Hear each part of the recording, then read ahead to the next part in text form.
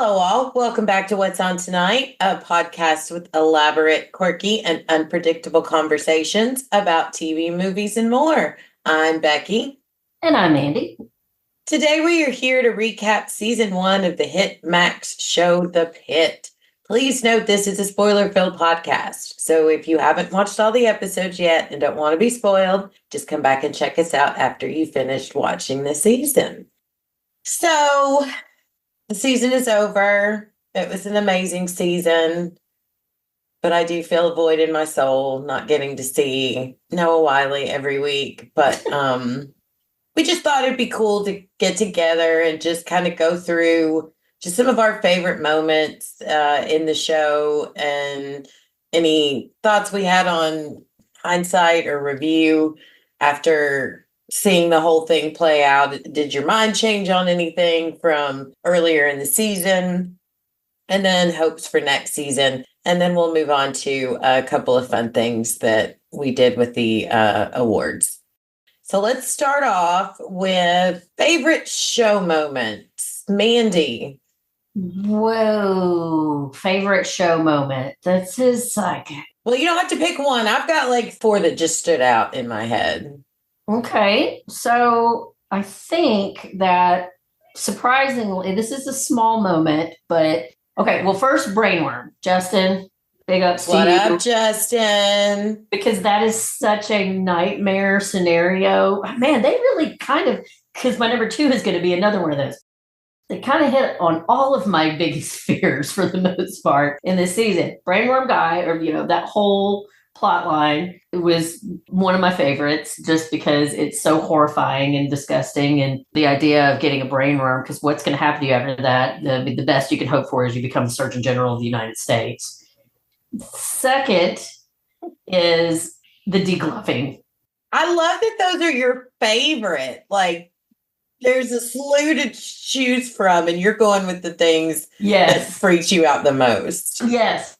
I have favorite medical situations, but then I also have sweet moments and stuff. But like the degloving, for instance, that one is just because, again, that's one of my other major fears. What a strange fear to have, I know, but it's just so awful and disgusting. And ever since I learned that there was such a thing as degloving, it's always just freaked me smooth out. Like every time I get on an escalator, I think about that possibility. But I also just loved it because of that whole storyline of the lady from Nepal and how she had this awful thing that somebody tried to do to her, potentially because of her ethnicity. And she was saved by this other guy. And then Collins going out of her way to try and figure out the best way to communicate with this lady. That's one of the interviews I kind of wish we had gotten, and maybe one day, is the lady that played that character, because her confusion was so genuine, her frustration, and then just the relief and the sweetness when she was finally able to communicate with somebody who she was, and just like the look on her face when it broke through and how happy she and Collins both were. It just stood out as a very sweet moment. That moment, and when that is one of my all-time favorite moments, genuinely all-time favorite moments of the show, was when they got together and finally she got to meet the guy that rescued her. Sam. Because I had some fears that it was going to turn out that he was actually the one that had pushed her. Really? Yeah, it crossed my mind for a minute that it was confusion and that he actually was the one that assaulted her and just maybe fell in the process. So it was a relief in an unrelentingly bleak season that just stood out as one of the sweet moments that showed human beings are capable of horrible things, but they're also capable of moments of real kindness. Let's see. Collins having to deliver that baby right after she had confirmed her miscarriage. That is another one of my really favorite storylines throughout the whole thing. But probably I'm going to go with my favorite show moment of the entire thing, my girl Santos, when she went in there and she put the fear of God into that disgusting guy that was very likely molesting his daughter, which I know is controversial with a lot of people out there, because I kept seeing all this chatter online about people saying, well, in real life, that would be horribly unprofessional and yada, yada, yada. And you don't know that he did anything. And in real life, that's probably true. But this is a television show. And they very clearly were intimating that this man had molested his daughter. And in a season where, you had these, up until that point, you really didn't get a lot of good vibes from Santos. And I kind of had a feeling that she was much more vulnerable than her persona gave off. And so, for a lot of reasons, that was very satisfying for me to see her having that moment of telling that man, I see what a piece of shit you are. Yeah. You may have fooled everybody else, but I know what you did. And I could kill you right now, but I'm not going to, but keep your disgusting hands off your daughter. So I think that was probably overall my favorite moment. Cool. Those are good ones. Well, you got one of mine, which is when Minu gets to meet Sam. That just really, in today's world, gave me just a nice feeling of humanity and kindness and human decency. So that was one of my top. Another one, probably my favorite moment of the season was the honor walk. It's something I'd never seen before. That whole thing was a learning experience, much like the ambulance service. I'm blanking on the name. The Freedom House. Yeah, Freedom House. I love the episodes where they taught us something, not just about human nature, but just about what real life things happen after you see the patient. So I loved the honor walk. I loved how everyone in that emergency department stopped what they were doing to pay respect to this young man who lost his life and to his parents. I loved the acting by everyone that had a moment on screen during that entire thing. I just think that was such a beautiful moment for everyone involved. That one warmed my heart. So that's probably my all-time favorite of the season. Then my other favorite moments would be every moment Whitaker's scrubs got defaced. When I think about this show and I think about the funny moments, every moment with Whitaker and his scrubs is there. Another favorite thing is every time Robbie got to say a big fuck you to Gloria. Those were great. Noah Wiley's comedic timing and the writing and the delivery, it just all her face when he would say these things. I just loved every bit of that. Speaking of that, I loved how sometimes he would get it would be like a creepy moment, like Gloria was like a ghost that was creeping up on him. He would be like, she's behind me, isn't she? Or, run off when he saw her coming, like she was like a specter that was haunting his life. Yes. What was it? When she popped up and he was like, oh God, you're like a bad penny. Yes, that's exactly what he'd literally shiver like, ugh, it's Gloria again. That's great. I have two more. King and Dana, after she loses the mom of the sweet little lady who she's her caretaker. I should have written down these people's names and I'm sorry I didn't. But I loved her. That was one of just a shining moment for Catherine Lanasa and to show what Dana means to these doctors and other nurses and the beautiful words that she said to King to keep her grounded and help her pick herself up and get back to work. Ginger. That was the patient's name. Ginger. Thank you. Little sweet Ginger.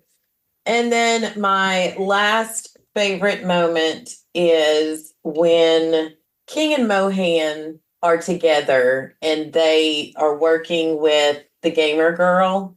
And first off, I loved that the gamer, she didn't sign on and they realized something was wrong. So they basically did like a phone chain and got someone to her house to check on her. Yeah, which we've discussed. That actually has happened. Yeah. And then I loved the special sauce conversation that those two had with each other about, and I think that's where we really started to see Mohan start coming into her own and owning her awesomeness. So I really liked, those are my favorite moments. Now let's talk about favorite character moments. I have two favorite moments with Santos, if you can believe. I have two. The first one is where she tells the dad what's up. Yeah, I should have saved that for this. I loved that moment. And then when she is working with the overdose patient from the Pit Fest and she is smart, she uses her smarts and realizes what the girl needs is saline because whatever the medical jargon was. And then she stood there and she took all that bullshit that Langdon was saying to her, which was completely unnecessary and unwarranted. And then her and Mohan prop each other up. Yeah. Those are my two favorite Santos moments. Well, my favorite was the moment with that dad. My second favorite with her is probably, actually, yeah, my second favorite is definitely when she was talking to the guy that tried to kill himself from the Pit Fest. Just the way that she covered their dignity, like, again, she could be very snarky. I going back and rewatching, I watched that moment where Javati passed out during the degloving incident and she rolled her eyes. It was like, and turned down. She could be so snarky and kind of not reading the room about things and come across as ghoulish and cold when she wanted to be in on like the gorier parts of the medical procedures. But little moments like that where you see that deep down she's such a caring person because she tries to cover the dignity for people that she sees that she can see are really suffering. In that moment where she very quickly caught on to, like, her gut, you could tell very early on, told her what was the deal with that guy.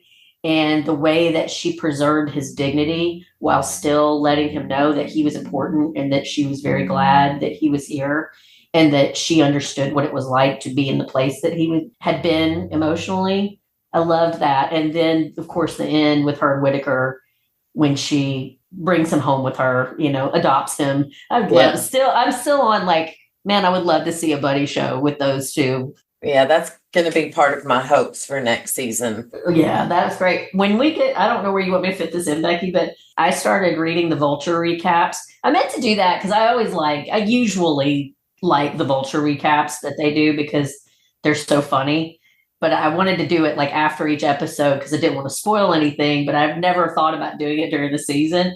But I started going back and rereading them this week, and whoever did the recapping absolutely loves it. But I wanted to read you just this little part because I think you'll appreciate it. Okay, with people like R. Scott Gemmell and John Wells and Noah Wiley at the helm, we're in a good, experienced hands after all. Hands forged in the fires of ER. The two series are obviously going to be compared to each other, and there is that Crichton Estate lawsuit out there. But the every episode is 1 hour in one 15-hour shift framework does immediately make the Pit feel like a different beast. This is the part I thought you'd like. Dr. Robbie isn't John Carter, and I say that as a person who grew up on ER and was in love with John Carter for a period of time in her youth, and so would love to see a continuation of his story. Did you write this? That does sound like I wrote that. Look, this is the funny part. This is not that. Sure, the two men would get along, commiserating over the woes of running a busy emergency department, but there's enough of a distinction. For one, John Carter would never wear those slutty little glasses Robbie whips out, okay? Couldn't pull them off, and you and I both know it.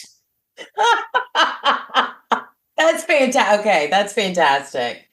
My next favorite character moments, I have a few male moments, and I'll just go through them. So first, Dr. King with the neurodivergent patient and how she immediately recognized what he needed and then how she actually taught Dr. Langdon something. Mel with the little sister after her sister drowned. That was, absolutely gutted my soul. And then when they saved a patient, and it was in one of the first 2 or 3 episodes. I forget which one, but remember when she saved a patient and she was so jazzed and she goes to high five, I think Dr. Collins or Dr. Mohan, and then she goes to high five Dr. Robbie and he's like, like he didn't know what to do about it. Those are my favorite. I could have basically every scene Taylor Dearden was in this season probably would count as my favorite character moments because she is hands down my favorite character. But those three really stood out. I think my favorite moments with her are all the little times that she self-congratulated in the middle, like just how she genuinely got so jazzed and excited when she got something right. And it was the first time that she had done it, like her little, like the high five and other little moments where she would just do a little real quick fist bump and things like that. I love that about her. I loved the sassy ratchet classy when she was singing Meg Thee Stallion in the ambulance bay. In the ambulance bay. I loved that. I think probably my very favorite is when she was dealing with the other neurodivergent, the neurodivergent patient that came in, and how kind she was. You could just see on her face, like, I know what to do here. And she saw how Langdon was screwing it up. And rather than like debate it, she just started quietly doing the things that she knew this man would probably respond better to and allow him to communicate kind of what was going on. It was brilliant. It was so quiet and understated. And the way that if she were an animal, I think she'd be a bee.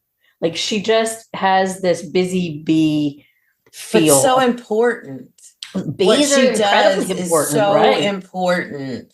Right. Yeah. I think that's kind of why she kind of reminds me of a bee, because what bees do is very important, but you don't think about that very often. They're just in the background going around quietly doing their work, not looking for a whole lot of recognition. And that was her. She was always just kind of in the background, just being competent. And even the very few times that she made an error, she quickly learned from that and corrected. And she just I understand why she's your favorite character. She just most purely came across as all she wanted in the world was to help. It would seem like there was no ego there. Yeah. I went back when I watched the first 4 episodes in a row, and I went and was in the, I don't know, I was washing dishes or something, and I was like, I'm going to listen to our first episode and listen to when our first episode, and I said to her, because we talk all the time, I said to you when she went up and introduced herself, I was like, I love her already. And I'm glad that I didn't lose that love for her, that it just grew throughout the whole season. I cannot wait to see what she does next. I think over the course of the show, she's probably the character that had the least amount of a character arc, if we're considering that growth, because she just already was awesome when she got there. Yeah. You know what I mean? Like I don't mean that to say like she didn't become even more fascinating. Like every time she was on the camera, in the scene, you were paying attention to her. But she already came in just from the very first episode. You just could tell that she was a deeply, deeply compassionate, kind, thoughtful, but vulnerable person. And she stayed that pretty much throughout the entire season. We did see that she got a little bit more when they had to go through the mass casualty event. She had to step up and be in that leadership role in that one triage section. I guess maybe there you could say that she was a little more assertive than she was in some other scenes. But just in general, I think from the beginning, she just seemed quietly competent all the time. And I do think she grew too, because and I didn't remember as many of these. The ambulance bay I saw when I was rewatched the first 4 episodes, but she had a lot of things she had to do to that, when I don't know if triggered's the right word, but when she was like, when she was in there with Whitaker after Whitaker lost his first patient, and Dr. Robbie was trying to have his little recap moment or moment of silence for Louis, and she, did that clap thing. And another time she like almost like she slapped her hand or something to bring her back. And then in the stairwell, watching the lava lamp on her phone when Dana went to talk to her, I think she grew a lot there too, where she was able to not instantly, but much faster overcome the need for those calming, soothing moments and was able to just push through it till she was able to wind down. That's true. So I do think she grew up a little bit that way as well. Yeah, you're right. I don't know if it was because that mass casualty event just became so overwhelming, or that I just didn't really pick up on that she did actually show quite a bit more assertiveness in that event. And there were fewer moments like that. So, but it wasn't like after that was over that, like, unlike that was, it was a role reversal, because initially after a lot of these situations, she would need to do that to center herself, but she didn't really have that moment. But a lot of other characters who hadn't had to have those kind of moments with themselves did after the mass casualty. And she was one of the few that was like, by the time that was all over, she was just like, I need to go get my sister now. Yeah. She didn't have that freak out kind of that a lot of the other characters did, or crash, I guess I should say. I have 3 more character moments, and I only have 3 more because most of the character moments we really heavily broke down in our podcast episodes, and they're like the super obvious ones of the season. So these next 3 are big, but they're not. We've beat them to death with our conversations, but I feel like I really want to bring them up again. But one is Javati telling her mom off during the mass casualty situation when she's boss bitch, and Mateo's like, hell yeah. Loved that moment for Javati. That was probably my favorite Javati character moment. McKay, 2 McKay moments. One when they had the patient with the mom, and she saw a lot of herself and her kid, because the mom was sober now to take care. She got sober while she was pregnant. And anyway, she saw that moment, those 2, she saw herself and her son in that. And then she got the courage to go finally tell off her ex's girlfriend's name was Chloe. And Chloe. And then I still am thinking about that speech that she said to David at the end of the season, where she just said what a lot of men need to hear, that, yeah, you have your feelings, but imagine what it's like to be a woman. Those are my favorite McKay moments. And then my last favorite character moment would be when Robbie was talking to Mel at the end of the MCI, the mass casualty, and tells her how amazing she is and how glad that he is that she's there.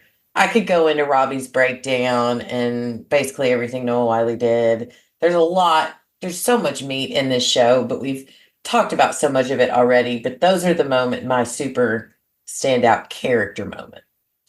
Just to run down through the main characters, my favorite moment with Dana was probably when she was looking around after the mass casualty event, and she was like taking her photos down and things like that, and just the quiet resolution on her face that she was at peace with the fact that, now I know that Catherine Lanasa is slated to come back, so I guess it's not going to last, but that moment where she just realized that she was truly done, and you could just see it in her face. I mean, there were a lot of moments I could pick for her because she was just so phenomenal and so critical to a lot of other people's storylines. But that one for her was the moment that I was like, man, you know what? Hell yeah. And maybe it's because I'm getting older and getting closer to retirement age that I really felt that in that moment. Like, yeah, you've held this place down. It's time. Go live your life. Enjoy your grandkids. Have some peace and safety in your life. You definitely have earned it.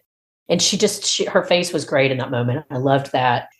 Collins, my favorite moment again was when she had to deliver that baby. Just the strength that she took, that, and the kindness and the compassion that she showed in saving both the mom and the child, and what that cost her. I loved that moment. My favorite moment with McKay, probably when she told off Chloe, because it just felt so satisfying. It would have been even better if we'd gotten to see her getting some ankle monitor action in there, or really earning that ankle monitor again. But It was just satisfying to see her get to tell off that woman, like, you're not my kid's mom, back off. Yeah. Langdon, I did not care for Langdon's character much. We know that. But I did love when he realized that he had been approaching the neurodivergent patient wrong, and the respect that he showed for King, the realization that she was teaching him something in that moment. Langdon's saving grace was the way he treated Mel. I do appreciate every one of those moments that those two interacted together. And maybe I should give him more grace, this extend the same grace that I do to Santos, because they're both kind of snarky characters. But I just think that at the end of the season, he was still very arrogant. He had learned nothing. Yeah, he really didn't seem like he had learned much. Robbie, my favorite moment with Robbie was when he was talking to the brother and sister before the dad passed, who had worked with Mr. Rogers. And he gave them that piece of advice of, I forgive you, please forgive me, and I love you. I think those were the three things. I thought that was, I took a lot away from that, actually. I thought that was great. Of course, there's 8 million Robbie moments that you could pick. That's why I didn't go too deep down the rabbit hole with some of the characters. That was really a special TV moment, honestly. Like the fact that he was honoring Mr. Rogers, the fact that he was taking, with all of this other stuff going on, it really showed who he was, that he was giving them that peace at a time when he had chaos already going on all around him. Let's see, anybody else? I'm trying to just make sure there's nobody that I feel like really stuck out that I should give a moment to. Whitaker, God love him. My last character moment that I want to honorable mention is when he was dealing with the Kraken. Oh, yeah, that's a great one. When he got himself, got medicated and was back in a clearer frame of mind, and he was so embarrassed, and he was apologizing to Whitaker for what had happened, and the compassion again and kindness and understanding and empathy that he gave to him in that moment. It just really showed a lot about who he was. I think those are my favorites. I'm glad you brought that one up. I didn't think about that one, but that was a very beautiful Whitaker moment. All right, let's move on to hindsight. I have a couple of hindsights, and one is going to make you really, really happy. Going back and watching the first 4 episodes, and I'm telling you all, I watched the first 4 episodes because I did not get a chance to make it through the entire season again, just time permitting, and there's just been a lot going on. Yeah, that was too ambitious for both of us. Yeah, it really was. If we could have taken it in like 2 or 3 episode chunks per week, maybe, but yeah, I think we did, like you said, anybody that really is going to be interested, they could go back and listen to those episodes. Yeah. I do not change my mind on anything that I felt about Santos early on in the season. I think she was crass and rude. I didn't like her. I grew to like her. She did change my mind, and she probably is the character I think that grew the most the entire season. Hindsight, I do want to say you were right, is that going back and watching those early episodes, I laughed at Langdon's crass and assholery with him and Dr. Garcia, with his snarky comments to the students. And I was mad at Santos for the same thing. I don't think I was mad at Santos because she was a woman and Langdon was a man. I don't think that was the reason, but I think it was more because Langdon was a resident and had Winky Fingers earned his place there, and she just strolled in and was acting that way. I don't know, really. Maybe I had some kind of bias, is my point. And going back, I was wrong. He was the same level of jerk that she was. Yeah, I don't. Well, and look, just to be very clear, I am upfront that I am biased towards women. I just, in general, I am. I am almost always going to take the woman's side and things like that. And I probably am too militant about stuff like that. Like, I will give a woman a pass for, I listen to a lot of Dateline, and in a good half of those episodes, I'm like, he deserved it. So, I have my own bias there too. I saw a lot of myself in Langdon, or not Langdon, Langdon too, unfortunately, but Santos. So that really was why I gave her more of a pass than she probably had earned in those first few episodes. But I also did sense that they were going somewhere with that. She was going to end up being more vulnerable than she was kind of letting on in the first episodes. Yeah. All right. What hindsights do you have? Any? I don't know if this is right in the spirit of the question, but I think it is. I didn't watch the entire thing back, but I did watch the first few. And I think that it's really incredible to see how much they ratcheted up. Like, you could tell that Robbie was already kind of a stressed, serious, suffering from PTSD individual in the first episode. But when you watch the first few and see how he's still relatively keeping it all together in the very beginning, it really amplifies where he ended up being at the end of episode 15. Like, the toll that day took on him is really something to behold from beginning to end. So I guess that's my hindsight, is just, I wish that I did have enough time to just sit and binge all 15 episodes again, because I would like to see every single episode, just the slow chipping away of Robbie's control. I'm sure somebody's done a supercut of it, and I should go and look that up, because it was quite interesting to see who he was, and like the strong, silent leader in the beginning to just the guy that you could visibly see was about 15 seconds from wilding out in that last episode. Yeah. I do plan to, before season 2 comes out, I'm going to look at a 3-day binge where I'll do 5 episodes a day because I do want, it's just impossible. There's just no way to do 15 episodes. Yeah. I do want to see it concurrently, because it was very telling to watch the first 4 in a row. And I was like, wow, feels less like, oh my God, really? This is all happening in one day. It's still a lot, but when we're waiting a week, it feels like there was a week between each episode. Right. So when you're watching them 4 in a row, it feels like 4 hours, and it just gives it a different, amazing. More of like a realistic feel of, and you can really understand how that breakdown happens so quickly when you watch it all concurrently like that. Yeah. And I'll definitely do it too. Probably just like keep it on for the couple of weeks, while I'm working or whatever, for the first couple of weeks before the next season starts, just so that we can make sure that we kept everything all fresh in our head. And I might pick up on a million other things. Yeah, I mean, it feels like it's all still there. Like, I wondered when I went back and watched, is it's going to be like a lot? Did I forget a lot of stuff? And honestly, I didn't. No, I was amazed by that too. Yeah, there was very little that I went back and rewatched that I didn't already still remember. Like, I was like, yeah, that was exactly the way that I remembered it. But I think that says a lot to how great, because it was such an action-packed season that, it's kind of remarkable that I did retain, because, I feel like the thing I've said a million times is I don't watch a lot of TV, because my attention span is fried. And the fact that I was as dialed into this as I was, to me, says a lot about the talent of the writing and the actors for this show. Yeah. And I don't know if we're going to, cover this at any point, but I want to say, like, one of the things I wanted to talk about is that what I've loved the most about this season is the interviews that we've gotten to do.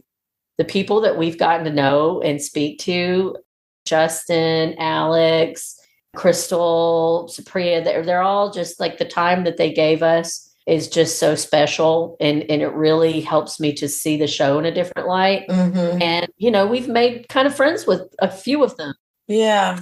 To find out that they're more fascinating in real life, I just don't take that for granted. I don't take for granted the time that they gave us, them inviting us to kind of poke their psyche about how they do their job and what they brought to the table and who they are as people. I hope if any of them are listening, that you understand that we value that so, so much. And it really, really meant a lot to us that you gave us that opportunity. We do not take that for granted. No. And it's really been awesome to get to know some of you as people.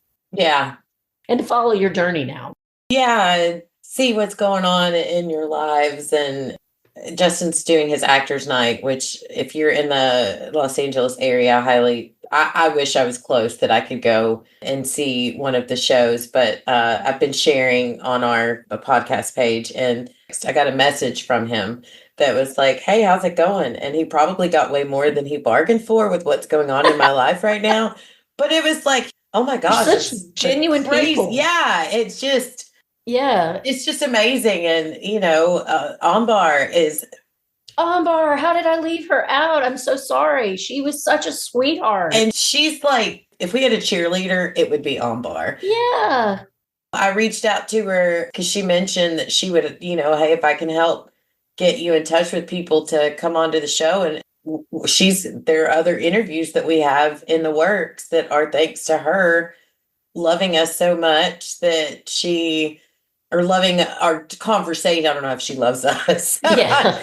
Do you love us, Ambar?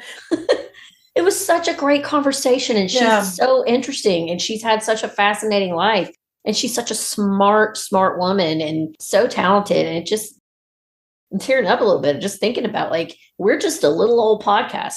We've built us a loyal following, and we appreciate every single person out there that's listening. But we did this for us in the beginning because, this was our dream and something that we really enjoyed, and we don't get paid, and we're not professional interviewers. We've never done anything like this before.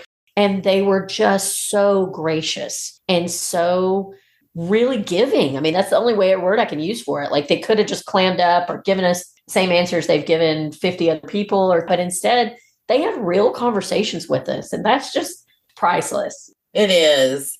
I feel like several of them I've gotten to know a little bit of who they are as people, and they're great people. And that makes it even better. Now, every time I see them on the screen, I'm like, my buddy. Yeah. I loved when Dr. Garcia busted in episode 1, and yes, I was like, Alex. oh my gosh, I know her. I know, but it's so crazy. I did not like Dr. Garcia because I was protective of Santos. I was afraid of Alex when she agreed to come on. And I think I told her that. Yeah. I was a little nervous. And then you're meeting the opposite, completely different person. And it's just wild.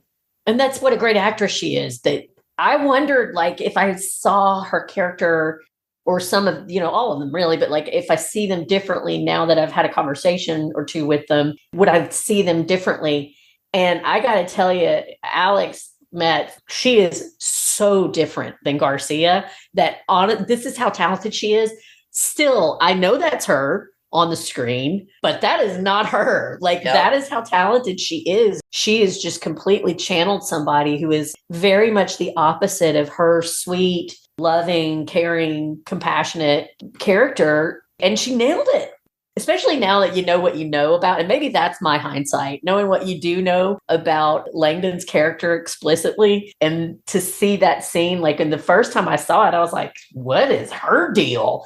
When she was getting all pissy with Langdon when she first came in. Then watching it back, you're like, you're like, she's had to deal with his shit for a while now. And she's just, man, she's talented. And anyway, I know I've gone on about that for a bit, but. No, I'm glad you brought that up. When we started this with what we do in the shadows and then decided to cover the pit, like you said, we did it because it was something that we wanted to do, is watch the show and talk about it. And now we have Carly and these listeners. And when we get to feedback, it's some of the same names that we've heard from all season. And that just feels like we've made friends with people. Yeah, like we've built a little pit community, and I'm going to miss these people till we come back for the next season. But I do want to say, when we get to, I have my little quote about strength or whatever at the end. When I picked this one, I immediately thought of Crystal McNeil and her talk to us about doing good with people. And I thought of her, and I think of her so often. I don't think she knows what she did for us, giving us that. That was really dropping some much needed perspective that I try to hold on to when I'm feeling anxious about what's going on and overwhelmed sometimes. She did us a solid. Man, I just wish she lived closer. Hopefully we could visit her one day in Chicago. We both love Chicago. It is very doable that we could visit her at some point in this lifetime. But let's move on with the rest of the show. Hopes for next season. Other than the wanting more backstory and, curious what I hope they continue to tackle real life issues that are facing our country and the world right now. immigration. Oh my God, things happening in the state of Tennessee right now are making me sick. Immigration. I think I even saw they were talking about possibly doing like a weight loss drugs, a storyline about that. I'm very interested to see what real world scenarios they bring. And I'm also hoping that they continue to teach us about things that most of us did not have a clue about, like they did with this season. I want follow up on Paige and that creepy boss lady. The Oh, girl yeah. yeah, I want follow up on that. I want to see Santos and Garcia together again after Garcia was mean to her about what happened with Langdon. I still say they might be dating outside of the show, outside It of has the so been confirmed ER. it didn't happen. No, it has not been confirmed. Yes, Alexandra Metz confirmed it. She did not. She said that as far as she knows, that's not what's going on. But Stop trying to make fetch happen, Mandy. I'm just telling you, jury's still out on that as far as I'm concerned. All right. But I'd like to see them have that drink or some more interaction between the two of them. I too want a Whitaker and Santos living arrangement. I want more of them together. And I want to see Dr. Collins back. I haven't seen any news on if Tracy Ficor is slated to come back. I saw that she is. She is? Yeah, I looked it up the other day, and I can't remember if it said definite or if it is strongly rumored, but it looks like she is. Oh, I hope so, because I missed her the last few episodes. Me too.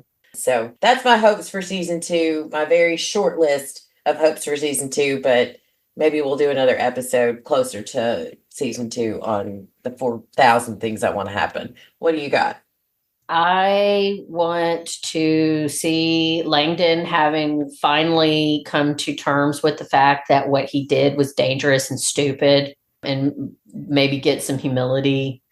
I definitely want Robbie to get some peace and hopefully therapy and be able to pee more frequently throughout a shift. Or a catheter, one of the catheter, something. Just, God, it was making me uncomfortable for him. That man had to hold it so long. I definitely want to see Collins back. I'm with you. Like, I had been concerned that maybe because I was so impressed with Tracy Ivacor that I really kind of looked into her life a little bit one day, and she is British. And she seems to be a bit of a conservative person. She's very religious, and she's married. And when I say conservative, I don't mean politically. I have no idea what her political leanings are, but I just mean she seems to be someone very protective of her private life and her family life. And so I had become concerned that maybe she asked to be written out of the show because it was too much being in America for that length of time. So I was really happy when I saw that it looks like she is coming back. I hope so. Like, so many moments in the show, having a strong Black female lead. I love that. We talk a lot about the great thing about the show is that they do diversity right, because they genuinely show what America looks like today. And it's not like it's shoehorning in one character here and there just because you feel like you have to fill a quota. And so it was just refreshing to see, when I've had so many Black female medical professionals in my life, it's shocking how few of them are on television even today. So I loved that she did that role and killed it. Basically, my biggest hope is I need to know more about Myrna. I need Myrna to come back, and I need to know, what was she doing when she had the stroke? What is Myrna's life like outside of that place? What's she doing? Is she living like some kind of Ocean's 11 type heist deals, or what? I need more Myrna in my life. I want more Myrna in season 2. I really do. But I genuinely want them to give us the tiniest. You just like her to be sprinkled in and stay an enigma. But yes, because that's what makes Myrna amazing. That is true. She just popped up at the end of this episode looking fly AF, and cops are bringing her back in. She's had a seizure. Why? Where? How'd she get out? Yeah, she just hit on Dr. Abbott. That's all I need. I'll figure out the rest, because I think us and our listeners put together an amazing backstory for Myrna. So that I do want more Myrna, but I hope they keep Myrna a little bit of, give us a little bit, but don't give us too much. Yeah, you're right. It is more fun to create more of the backstory for her, but God, at least tell us the fruitcake story. Yeah, they definitely need to give us fruitcake for sure. Okay, so that is are you good? Is that everything? Yeah, good. On the season 1 and hopes for season 2. Let's move on. Wait, I have one more. Please get McKay out of that fucking ankle monitor. I need that shit to be over. I need her to be free of Chloe. I need her to be free of Chad. I need her to be watching Are They Really Horror Movie? ? With Harrison. Yeah. Yeah. Okay, now you can move on. Thank you. You're welcome. Oh, I love you. All right. So now Mandy and I were discussing what we could do with this recap to have a little bit of fun. And since we don't know what the TV award season is going to turn out like, so we decided to make our own awards. So we want to welcome you to the first ever What's On Tonight Pitt Award show section of the podcast. Should I do a theme song? Oh my God. Yes, please. The Pitties. Welcome to the Pitt Awards. We've got stress. We've got blood. We've got gross medical things galore. The Pitties. Myrna. Y'all are welcome. You are welcome. Thank you, Mandy. That was beautiful. You're welcome. I'm saving that for next year, too. We submitted categories on both Facebook and Instagram, and I was really thrilled with the number of people that took the time to vote. I was very nervous, like one person would vote, but y'all came through, and thank you for that. So let's get to it. That was a drum roll. I figured. That was a good drum roll. That was great. I really wish that I'd put on like a prom dress or something, like gussied up to hand out these awards. I know. You guys just pretend I'm in a fabulous gown and I'm standing up here with like Ricardo Montalban. I'm with Noah Wiley. He was my escort for the evening. Right on. Favorite patient category. The nominees are Myrna, Earl, Louie. And the winner is by a landslide. Myrna! Woo! Everybody loves them some Myrna. Don't get me wrong, I loved Earl and Louie too. And there were several others that could have been in that category. There were some really great patients. I will say Maureen did give an honorable mention in the comments of this particular category of the guy that lost the tip of his pinky finger and was hitting on Dr. Collins. Yeah. She did bring him up, and I agree, but he was a cutie. Well, I think that Brainworm guy, Justin's character, really, we need to give him an honorable mention as well. Absolutely. Definitely Myrna. Yeah, none of y'all would have stood a chance against Myrna. Yeah. And if you had, she'd have cut your bitch ass. So yeah, you would have been put through a meat grinder. So be glad. Be glad that Myrna won. Okay. All right, next category. Best villain category. The nominees are Dr. Langdon, Dr. Santos, Dr. Garcia, and Gloria. And the winner is, again, by a landslide, Gloria. Read the room, Gloria. Everybody hates you, Gloria. We're not calling Gloria. So yeah, there were a few votes for each of the other characters, but Gloria, she definitely won, and I'm glad because she's the worst. Yeah, sorry to that actress. You did a wonderful job of making everyone hate you. Yeah, and we'd love to talk to you about that one day if you want.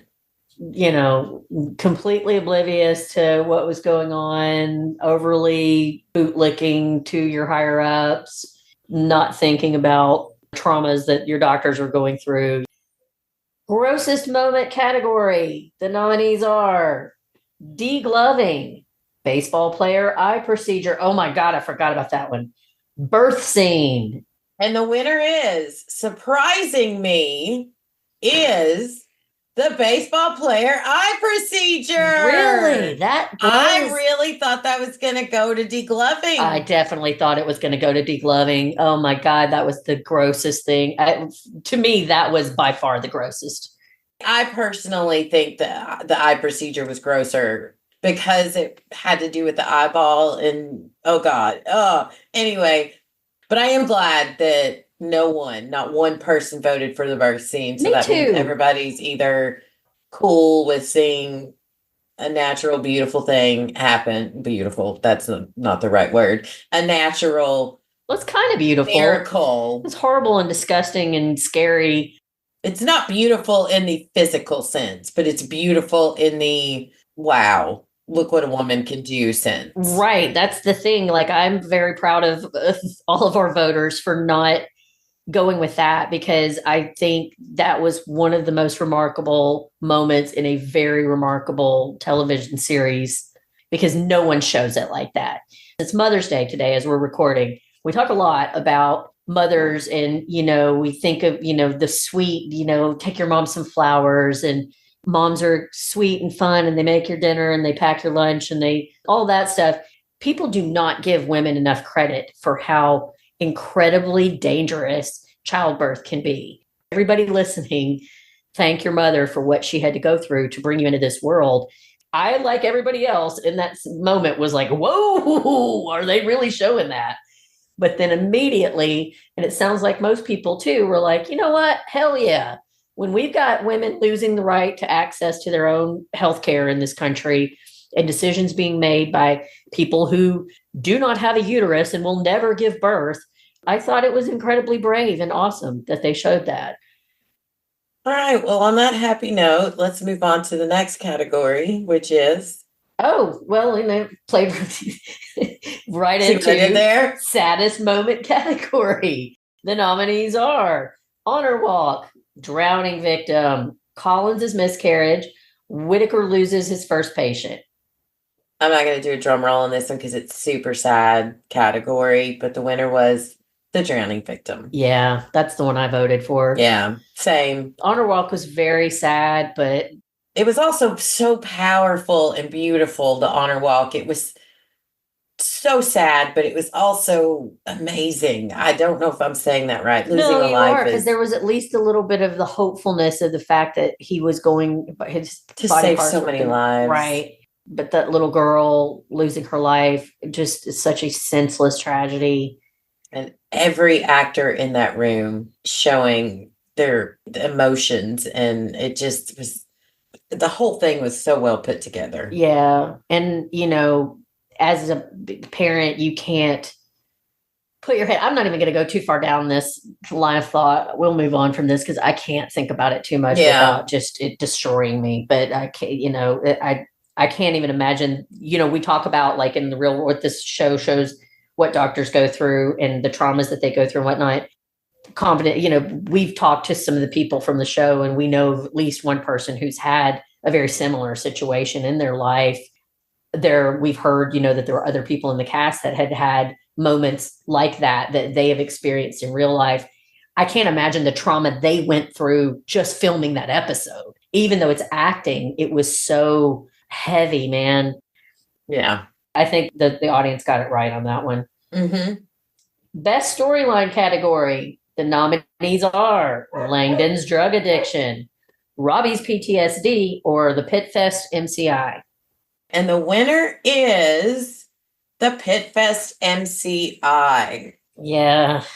All three of these storylines, and there were a lot of great storylines to choose from, but I think these three were the most talked about throughout the season.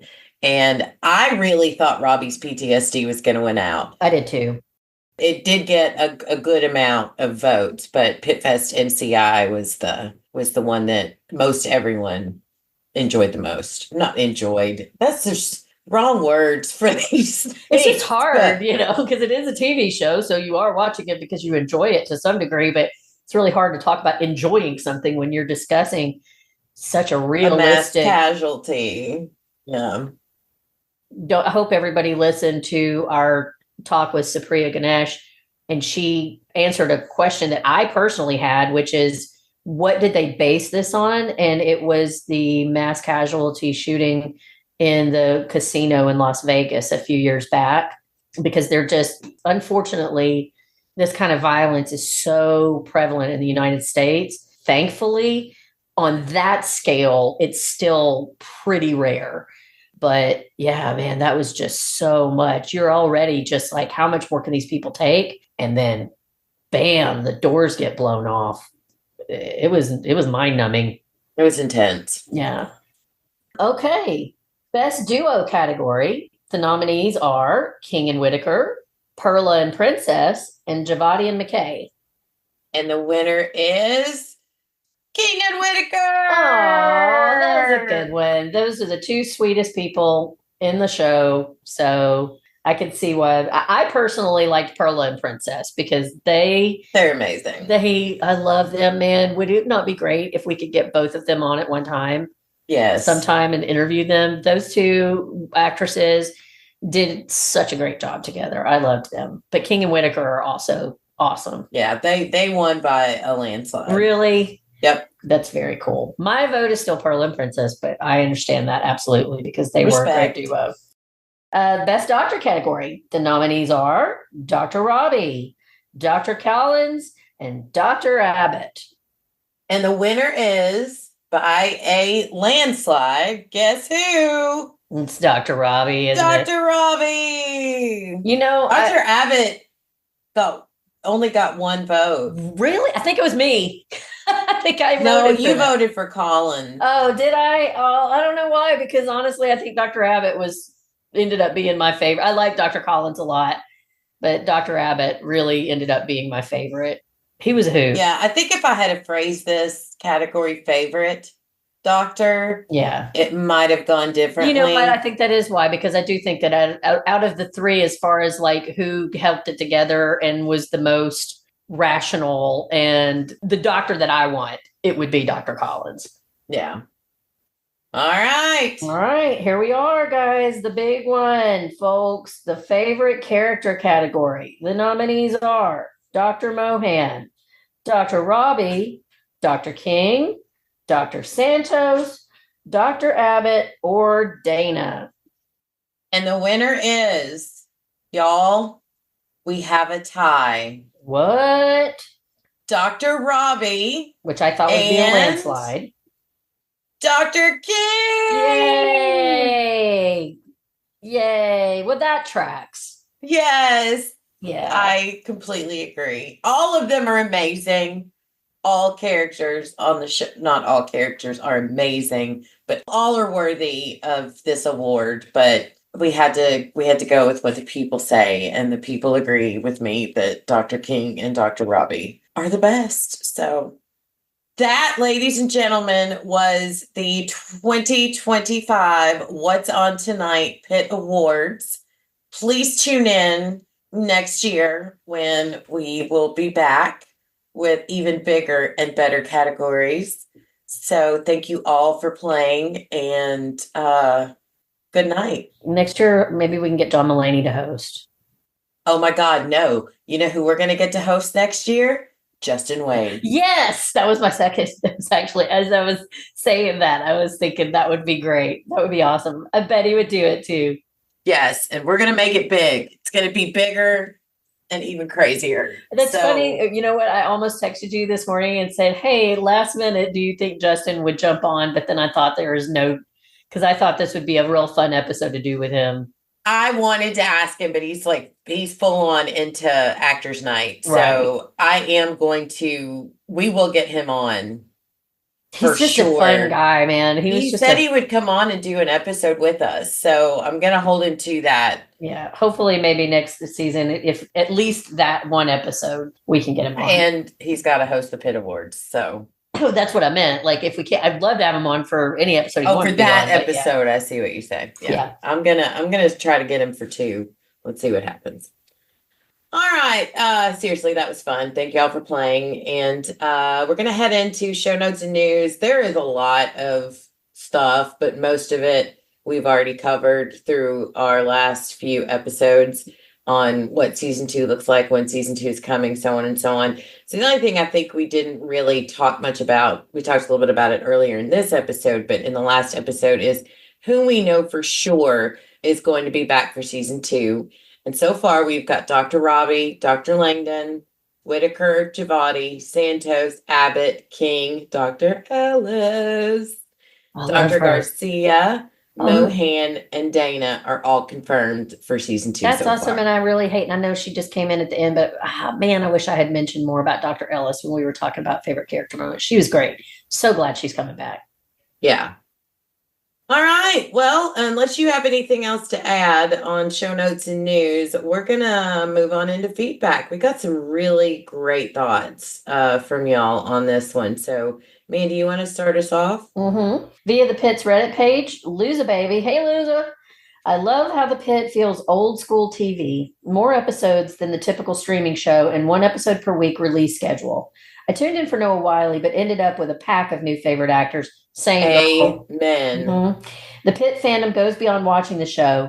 I enjoy seeing the social media posts and behind the scenes footage from the cast. There seems to be a sincere camaraderie between the cast and crew that has been a treat to watch. Yeah, we agree. I don't want to get too far off, but I want to tell you, like, one of the things that we've reiterated over and over again to Carly and anybody that comes on is we love talking to, and we would love to have the craft services people, anybody. Like, everyone is important to us when it comes to the show. And I think that's one of the things that we caught early on, that it seems very much like they created an environment where everybody was given 110% because they were treated with value and respect, no matter what your job was. So we picked up on that too, Liza. My favorite elements of the show are the light it shines on the intensely difficult job healthcare professionals do, particularly in the wake of COVID. The emphasis on empathy for all the good and bad qualities and behaviors of the characters is another favorite aspect of the show. Finally, the representation of diversity that felt true and natural is something that is so important. Pitt crushed it. Yes, ma'am. We agree. I could just go on forever, but to conclude, I just want to give a shout out to the whole cast. In particular, I was completely engrossed and engaged by Issa Briones and Taylor Dearden. Agreed. Yeah, awesome. 2 good choices. I could watch them read a phone book and be riveted. Yeah. Looking so forward to season 2. Love the podcast and can't wait to hear the recap episode. Oh, thank you, Loser Baby, for being with us on this ride and your amazing feedback. I'm glad you found us, and we can't wait to. Yeah, you've really helped us up our game. For sure. The feedback that you and several of our other regular commenters has really helped to make this a better podcast, and we appreciate it. Yeah. So Via the Pitt with Noah Wiley on Max fan page on Facebook. It's so much to say. So much to say about this. So I posted on the fan page our feedback episode, and I got a comment from someone named Jeanette O'Connor that said, don't forget to mention all of the makeup and hair special effects makeup masters who work their butts off, and of course the best crew ever. And I got to thinking, that name sounds familiar. And then I noticed there was a picture attached. Y'all, we got feedback from Myrna. Jeanette O'Connor is Myrna. We love you, Jeanette. You are, obviously, if you're listening to this, you know that we are 2 of the biggest fans you will ever have in your life. For real. And we're not alone. There are so many of our listeners that part of their favorite feedbacks were about Myrna. And I have reached out to Jeanette to see if she would be interested in coming on the show, and coming on the podcast for an interview. And she said yes. So I don't have anything specific set yet. So hopefully it will come to fruition and we can make it work, because both of us have so many questions. So thank you so much, Jeanette, for commenting. You have, when Becky called me to tell me that she got Myrna to engage back with us and agree to come on and do an interview. I don't think in 25 years I've ever heard you so excited about anything in your life. Like, Mandy was out with her family and I called her and she didn't answer. And I immediately texted her and I was like, I know you're with your family right now, but I need you to call me because I have something to say and I don't want to wait. and I was so glad I did because that was some of the best news I've ever heard. I'm so, so excited. And I want to stop here and say, how much cooler is it even that she took her precious time to shout out the makeup and the hair and special effects people? I know. You know, she didn't say a word about herself or any of the actors who do get accolades and have all the attention and talk on them, but she took that time to call out the crew. Class act, Jeanette. You're making me fall more and more in love with you, everything I learn about you. And I will say, thanks to Ambar, we are working on getting an interview with a couple of the makeup artists for the show. So we're hopefully next month we can make this work. I don't know for sure yet when, but we are working on that. So, and also I did tell Jeanette that was something that was in the works, and she was very excited about that because, like we said, like Mandy said, everyone that's a part of this show is important. So yeah, and we want to talk to every single one of them. Dottie Shrek says, I liked it from the first episode, but by the season's end, I miss it. Yeah. I miss it too. I didn't realize how much I would, but I really do miss it. Yeah. Via our What's On Tonight Facebook feedback post, Maureen Wilson wrote, I hope we learn more about Dr. Robbie. Who is he away from the ER? So that's our hopes for season 2. And I would love to see more of his outside life as well. Hopefully we'll at least learn that he's got a therapist and that he's done some work to try to help his own mental health. Because, man, that man needs a break. He does. And I will say, before you move into our next feedback, I have not received an offer to be on season 2 as Noah Wiley's love interest, but I'm pretty sure it's got to be coming any day. Right. Yeah. So I think that is a hope I'm going to add that to my hope for season 2. Same. I am Dr. Robbie's love interest, I should say, on the Pitt. Ooh, Dr. Collins is not going to like that, but I'm not worried about it. Yeah. Sorry, Tracy. Go date hot cop, Dr. Collins. That is an option for her. Yes. Or hot fingertip missing guy. I'm going to go back and add one of my favorites, hindsight things, is how many times Dr. Collins got hit on throughout the course of the show. It was a lot. It was. Via our Instagram feedback post, Callie Yalia, I'm sorry, Callie, I want to make sure I get your name right. Callie Yalia said, season 1 was just incredible. I loved it. It was something really special, and I hope the show is able to run for many, many more years.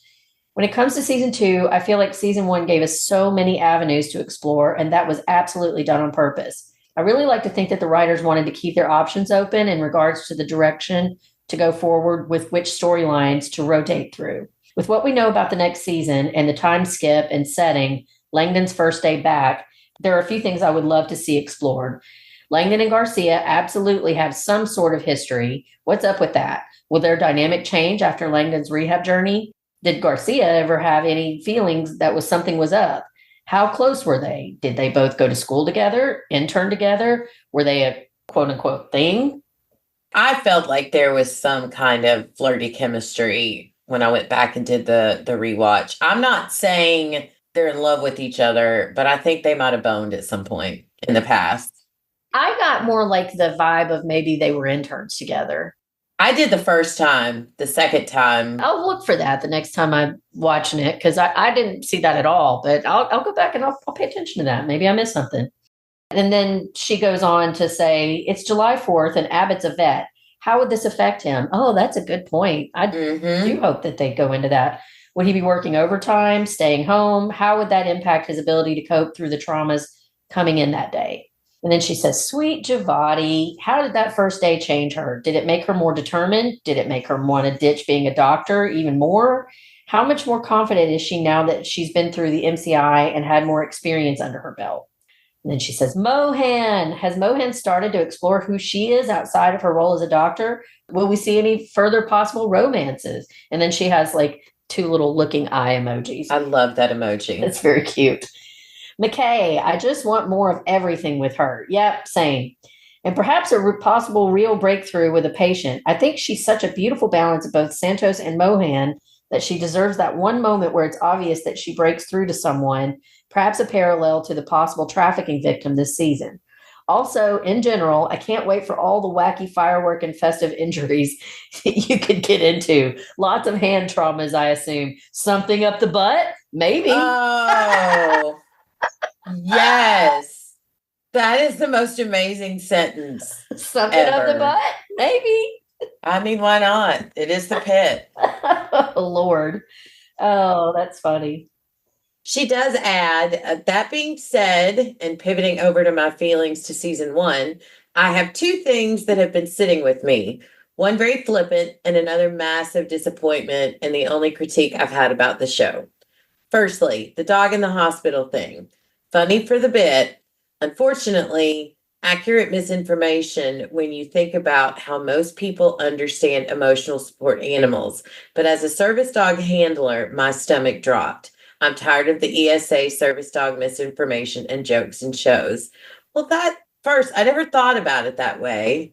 I could see how, because some people say they're a service animal when they're not. And could imagine that if that's what you do for a living, is working with these animals and these people who genuinely do need them with them. I didn't think about that. I could see how that could be very frustrating. Yeah. So, but cool job. Cool what you do. I think that's very cool. Hey, this first service dog training center in the United States was right here in Nashville in 1929. Very cool. Well, look, we did something right. Yeah. We're screwing everything up now. We used to be a good place. All right. And the biggest thing I've been battling with, Dr. Abbott as an amputee. I feel like the reveal was ... lackluster. And I say this because it's treated as a grand surprise, like, wow, he's disabled but can still do things.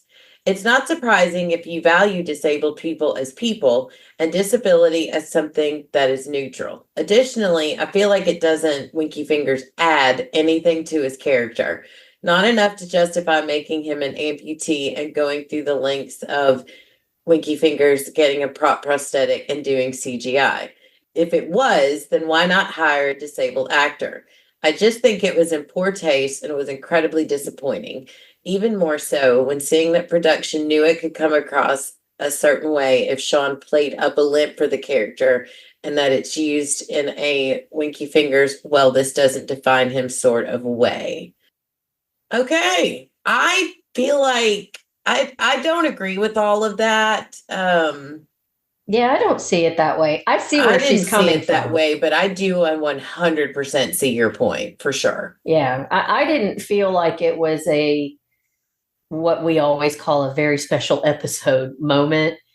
That one, but again, hey, and I'm going to say this, and remember that Becky and I see that whole rooftop scene very differently. So art is subjective and people can see things different ways. Mm-hmm. But I didn't see it as a condescending type of even disabled people can be useful. I thought it was more of I do think part of it was this doesn't define him, but I thought that it was more in my mind to explain that he had probably been in combat, or he definitely, he'd said he was a medic, and that it was just more about some of the things that maybe led him to that rooftop in the first episode. Like it just was like, he's been through things.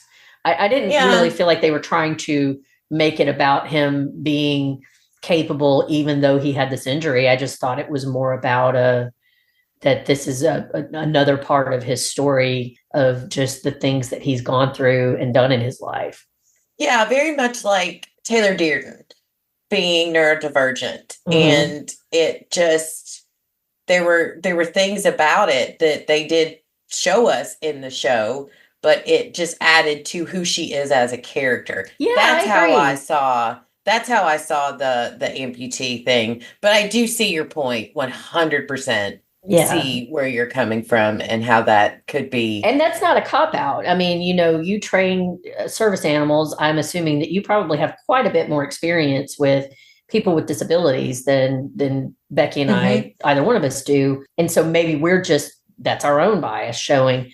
But that's not what I got from it. I didn't get that they were throwing that in as just a condescending, very special moment type of deal. I think that your analogy with Taylor Dearden's neurodivergence was apt. To me, it was just what this show does is it gives you little moments that you see more about who these people are outside of the hospital, and they do that in a way that doesn't become the entire storyline, and that's just all I felt like. Yeah. Thank you, Kaylee Aaliyah. I still don't know if we're saying that right, but I hope we are. You are another one who found us and have provided some like this amazing feedback, and we hope you'll stick with us. Yeah, for sure. Evil Twin Podcast said, my thoughts are that someone needs to lock the damn door to the rooftop of that hospital. Amen. I want to give a shout out to Evil Twin Podcast. They started following us on Instagram, and I thought the name was really fun. And so I went to look, I just nosy, had to look and see what they were about. And I believe I'm blanking, a lawyer and a nurse, I believe.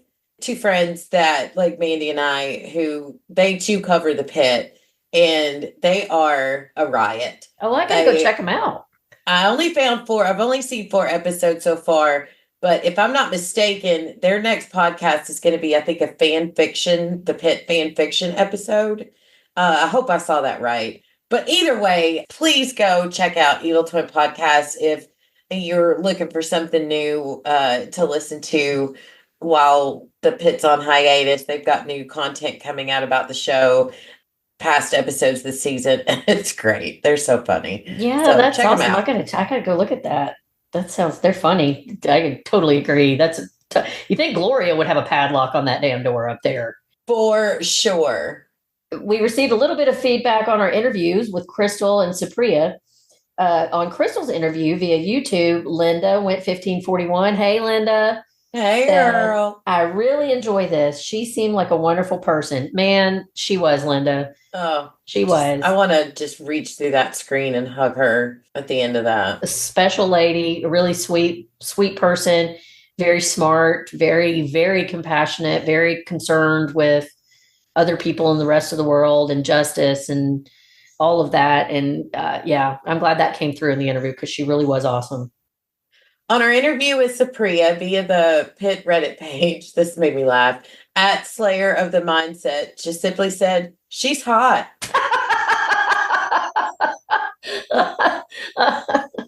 I agree. She's beautiful. She's a beautiful woman. Yeah. And via YouTube at Linda1541 said, great interview with the heart emoji. And Linda's another one. And Maureen, thank you all for your just consistent feedback and being with us. We love y'all, and thank you. You did. Yeah, you've really helped us up our game, and we can't thank you enough. We really do appreciate the time that you've taken out to share your thoughts with us. It's made this a better podcast in every way. Every one of you who have written in, just thanks for taking the time. It means a lot. Yep. As always, a big thank you to Carly and the Pitt fan page, The Pit with Noah Wiley on Max, and the Reddit page, The Pit, for providing so much amazing content, allowing us to post our episodes and such on your pages. And gigantic thanks to Carly for being our champion and helping us get in touch with so many amazing people. And we are working on getting an interview with Carly scheduled sometime in the next few months. So we'll hope to hear more from her about how she got going with her fan page. She's great. She is. We will post links to all of these pages in our show notes, so please show them some love. If you would like to get in touch with us, leave some feedback, or just say hey, you can email or send us a voice message as an attachment to whatsontonight2@gmail.com. And that's what's on tonight, the number 2 at gmail.com. You can visit our Facebook page where there will always be a post for every episode. You can leave feedback in the comment section or send us a message through Facebook Messenger. And we can be found on Instagram as well at What's On Tonight Podcast and the number 2. We would greatly appreciate it if you'd leave a review, comment, like, and or share on your podcast listening app of choice. And something I do want to mention is when you all are looking for What's On Tonight on Spotify, we are under Pirate Core Entertainment. We will still be under Pirate Core Entertainment, but on Spotify, you can also find us directly on our own page, What's On Tonight Podcast. So we'll start uploading episodes to both places. So just a note that that's very exciting. Our mentor Mark showed me how to create the page on Spotify, and so now we'll be there as well. All right, let's talk about podcast recommendations, good TV or movies, or anything else we want to share. Mandy? Well, first I want to talk about an opportunity that I had that you reached out to me for, and I'm really enjoying. There is a podcast that covers the TV show Poker Face with Penny and Jason on Podcastica. And you and I just sat down with Penny and recorded the first episode for season 2 of Poker Face. Check out the podcast. Also, if you don't watch Poker Face, please do yourself a favor and check it out. Natasha Lyonne is a genius. Ryan Johnson is a genius. The two of them together, it is absolutely one of the best shows that I think I have ever seen in my entire life. It's so smart. It's so funny. It's so creative. It's different every single week. It's almost like you're watching a different TV show every single week. So I really would like it if you guys check out the podcast, but also check out the show. And also I want to mention my other podcast, Dinner for Her. I have recorded the 4th episode that I am trying to get edited and get posted. It should be out this coming up Friday. It was supposed to be out last Friday, but ran into some technical difficulties, and I'm just trying not to stress myself out too much about getting sidetracked from my own schedule, but it's all good. And I think that if you enjoy learning more about amazing women, you will really, really like the show. So please go and check that out. And that's all I got. It's really cool. As far as podcast recommendations, there's a podcast called Run for Your Lives on podcastica.com, and the wonderful Daphne and Paige, and they just covered the classic horror movie Children of the Corn, which is one of the few horror movies I can still watch and not lose my mind. But they did great coverage on what an odd one for you to pick up. That I know. Okay with that one, because that's kind of violent. It's very violent, it's still but pretty I loved it then, and I watched it again this past Halloween. It's a good one still. Of course, I can only watch it during the day. Well, sure. You know me. I can only watch creepy stuff during the day, lights on, and preferably when my husband's home. Yeah. I don't like to watch stuff at night. But their coverage was so good. And the Run for Your Lives podcast, that's what they do, is they cover the whole horror genre. They've covered new movies, classic movies. So if you are a big fan of the horror world, give them a try. You can find them on podcastica.com. And there's a lot of other great stuff on podcastica.com. As far as TV shows, I recommend everyone watch the final season of You. I didn't know what to expect because sometimes that show makes me a little crazy. But Madeline Brewer from The Handmaid's Tale is the heroine in this season, and she killed it. Oh God, it was so good. So check it out. My mom really liked that. I want to go back a little bit because I did fail to mention the name of the podcast that Penny and Jason host that we were on. It's the Murder Magnets podcast that you can find on Podcastica. That is where Becky and I guested this week to talk about Poker Face. It was a lot of fun. It was a lot of fun. Penny's a very smart lady. She's very funny. We had a great breakdown. Spoiler alert, I'll just tell you, we get a little bit into what we all plan to do when we pass away, and it got pretty hilarious there. It got very hilarious. Yeah. Even my husband was laughing when I was listening to it in the car today. A big thank you to Mark and Pirate Core Entertainment for giving us this platform. Please visit the Pirate Core website. It can be found on our Facebook page. There you can find our podcast as well as dinner for her with our very own Mandy. And there's also a lot of other projects Mark is working on. He's got the Pirate Core Music podcast. And then Mark and Rob just covered The Accountant 2 with Ben Affleck and John Barenthal. And I love John Barenthal, so I'm very excited to get to see this one. And you can find that on Adrenaline Cinema Podcast. And please also check out Panels to Pixels coverage of Daredevil Reborn. Well, that is it for our coverage of season 1 of The Pitt. We are working on getting more cast and crew interviews set up, as we told you. So keep an eye out for those. We'll be back to cover season 2 of The Pitt when it returns. And as for what's next, we're very excited to share with you that we will be covering The Better Sister, starring Jessica Biel and Elizabeth Banks, 2 phenomenal actresses. Amazing. So The Better Sister is an 8-episode electric thriller about the terrible things that drive sisters apart and ultimately bring them back together. Chloe, played by Biel, is a high-profile media executive and lives a picturesque life with her handsome lawyer husband Adam and teenage son Ethan by her side, while her estranged sister Nikki, played by Elizabeth Banks, struggles to make ends meet and stay clean. When Adam is brutally murdered, the prime suspect sends shockwaves through the family, reuniting the 2 sisters as they try to untangle a complicated family history to discover the truth behind his death. I'm so excited for this. Me too. The Better Sister series premiere Thursday, May 29th on Prime Video. We are really excited for this one, and we hope you all check it out and join us for the coverage. Yes, please. Well, we want to thank everyone for listening. This season with y'all covering The Pitt has been an amazing ride, and we hope you will stick with us for the next show, The Better Sister. So be kind whenever possible. It's always possible and always needed. So please take time to be nice to one another. Becky always has such nice words to leave us on, and I usually don't speak up here, but I actually read something in a book this week that I am going to take with me, and it was that everything's going to be fine in the end, and if it's not fine, it's not the end. Oh, I love that. Me too.